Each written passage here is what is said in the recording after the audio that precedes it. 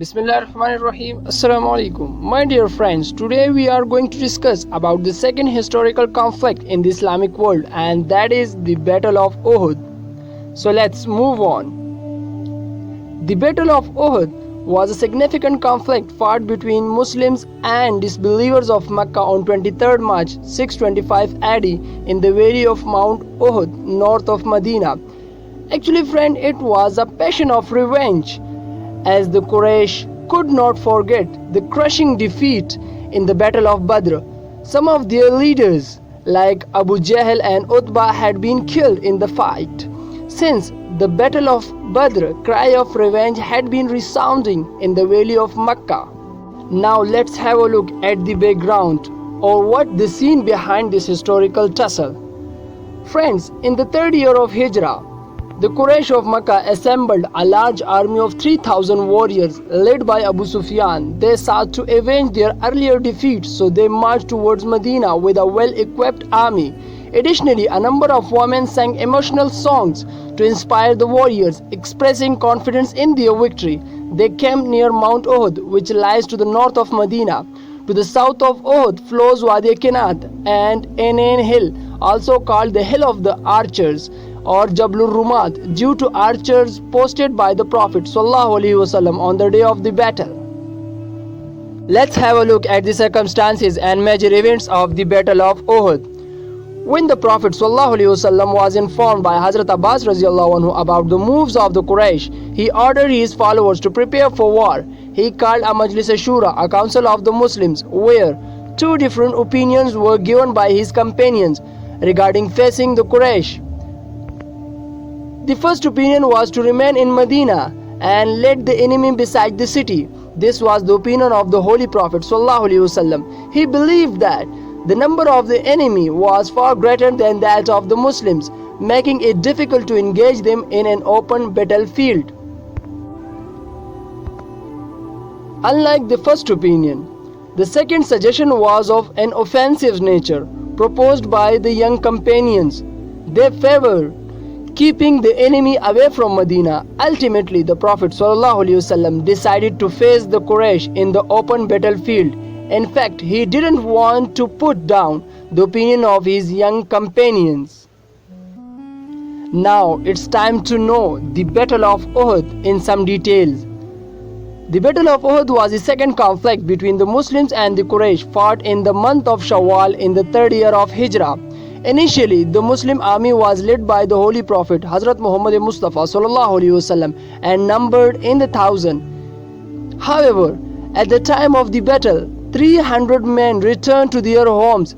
They were the hypocrites led by Abdullah ibn Ubay. Consequently, the number of soldiers in the Muslim army reduced to 700, one-fourth of the total Qurayshite army.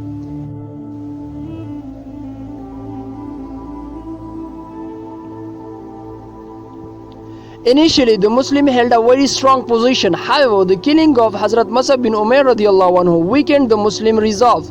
As a rumor spread that the Holy Prophet ﷺ had been killed, this caused the Muslims to lose hope and courage, leading them to start leaving the battlefield.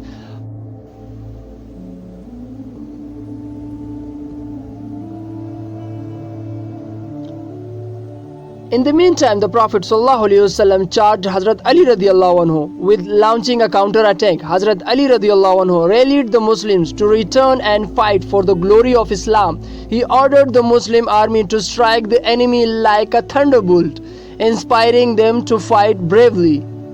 Well, have a look at the results of the Battle of Uhud. Friends, it sounds heart-aching. The Prophet ﷺ appointed a band of archers and advised them not to leave their post under any circumstances without his permission. There were 50 archers positioned on the top of the hill. During the battle, when they saw Quraysh retreating, they came down to plunder the enemy camp. The enemy then occupied their vacant position under the command of Khalid bin Walid, who later converted to Islam. So we must say Hazrat Khalid bin Walid anhu, who well known as Saifullah, the sword of God. Well, he killed those archers who had stayed behind. This blunder changed the course of the battle because a sure victory turned into loss and defeat. Well, now the significance of the Battle of Uhud. Friends, although Muslims lost this battle, but they learned an invaluable lesson from this experience. They learned the lesson of obedience and promised themselves that they would never disobey the instruction of the Holy Prophet ﷺ in the future. This was a significant turning point for the glory of Islam because thereafter they never disobeyed the advice and the order of the Holy Prophet ﷺ. As a result, they succeeded in almost every battle in the future. Now it's time to conclude the lecture.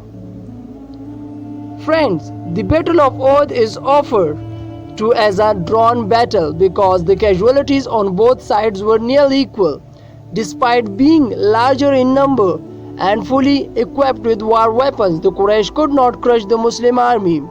On the other hand, being smaller in number and poorly equipped with war weapons, the Muslim army did not surrender. However, 70 Muslims were martyred and 22 men of the Quraysh were killed.